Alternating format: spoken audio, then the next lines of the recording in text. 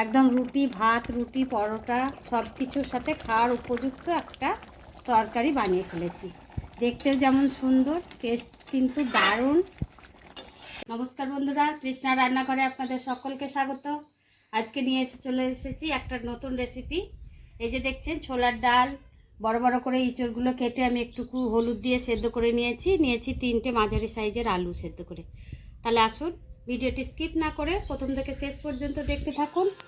Share করুন বেশি বেশি করে, সাবস্ক্রাইব করুন, অবশ্যই যেন ভিডিওটি দেখতে থাকুন। তাহলে আসুন আমি রান্নাঘরে গিয়ে রান্নাটা শুরু করে ফেলি। এখানে একটা কড়াই বসিয়ে দিয়েছি, দিয়ে দিচ্ছি সর্ষের তেল। সর্ষের তেলটা আন্দাজ মতন দেবেন, যার যেমন ইঁচড় আলু ডাল পরিমাণ থাকবে ঠিক তেমনিভাবেই দেবেন। রান্না তো সবাই জানেন।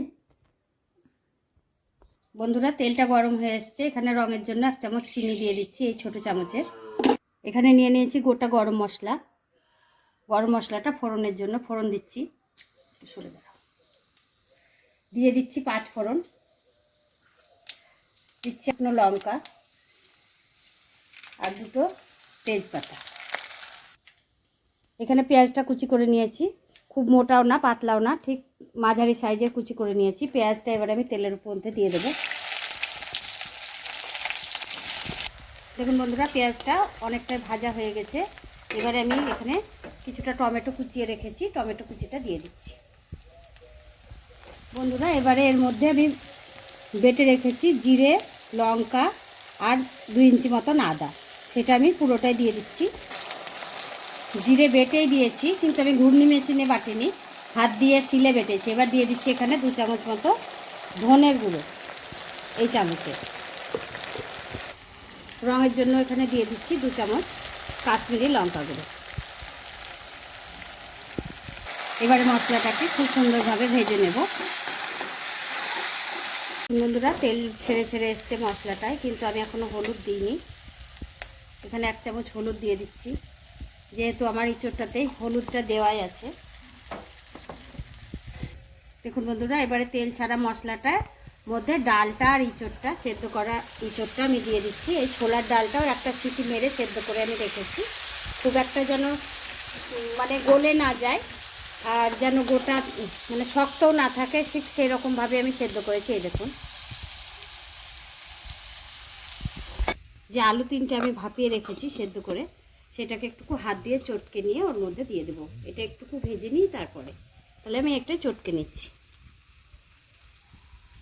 বন্ধুরা এখানে দিয়ে দিচ্ছি 1 ঢাকনি সয়া সস। সয়া সস দিলে কিন্তু রান্নাটা খুব সুন্দর হয় আর খেতেও টেস্টি হয়। এবারে দিয়ে দিচ্ছি স্বাদ মতো লবণ। এখনই তো মনে হচ্ছে খায় খায় রং দেখে। দেখো কালারটা কিন্তু খুব সুন্দর এসছে আর সেন্টটাও খুব সুন্দর বেরিয়েছে। এবারে চটকানো আলুগুলো আমি এর মধ্যে দিয়ে দেবো। এটা কিন্তু একটা নতুন ধরনের রান্না।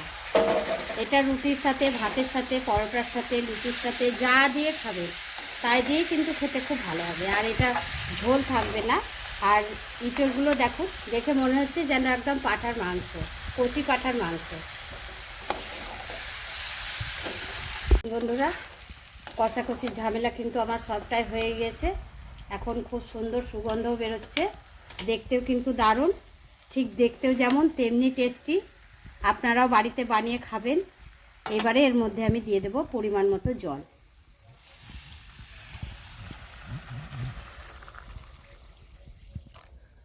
এই দেখুন বন্ধুরা পরিমাণ মতো জল দিয়ে দিয়েছি। এটা ফুটবে আর একটুখানি সেদ্ধ হবে। এবারে আমি এটা ঢাকা দিয়ে এখানে 20 মিনিট মতন অল্প আঁচে হতে দেব। এই দেখুন বন্ধুরা কত সুন্দরভাবে আমি এটাকে রান্না করে ফেলেছি। এই দেখুন আমি এটাকে এবারে নামিয়ে ফেলবো, খুব একটা ঝোল কিন্তু আমি রাখিনি। তাহলে বন্ধুরা আপনারাও ঠিক এইভাবে বানিয়ে খাবেন। ভিডিওটি আমি এখানেই শেষ করলাম। আবারও ফিরে আসছি একটা নতুন রেসিপি নিয়ে। সকলে সুস্থ থাকুন, ভালো থাকুন, নমস্কার।